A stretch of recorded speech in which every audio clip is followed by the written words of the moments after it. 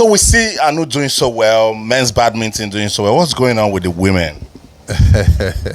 Well, what has happened is that, for every sport and for every event, you have different times, the ups and the downs. There are times the game is doing well. Before Anu came, Nigeria was not doing well. After Jim camp, we sort of faded out.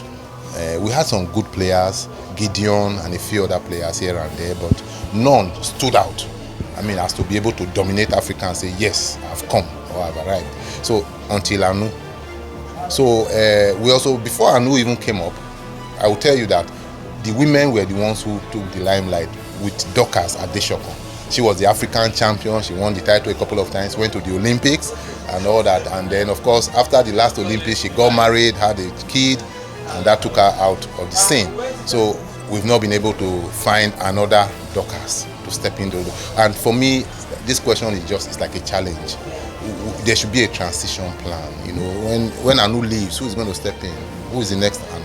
We shouldn't wait when he leaves. We start searching for a while before somebody else comes up. So for me, that's what explains the issue of the ladies, of the women's event, or the women players. We are back to the drawing board now, trying to see how we can identify some young women who can, take up, and we groom them to see how they can step into those very big shoes that Dorcas left.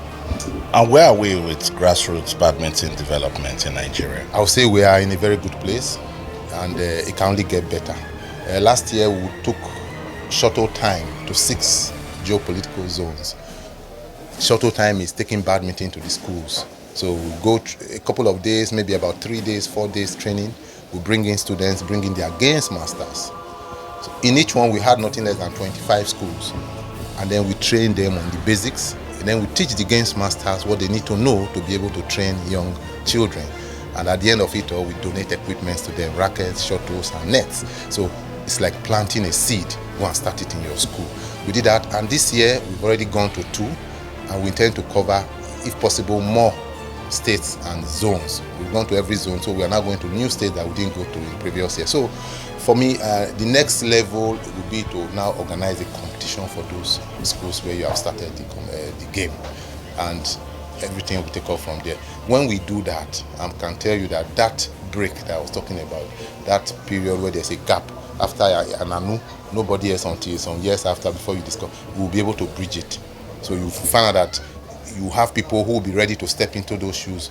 Immediately that person is stepping out. Awesome. Thanks so much.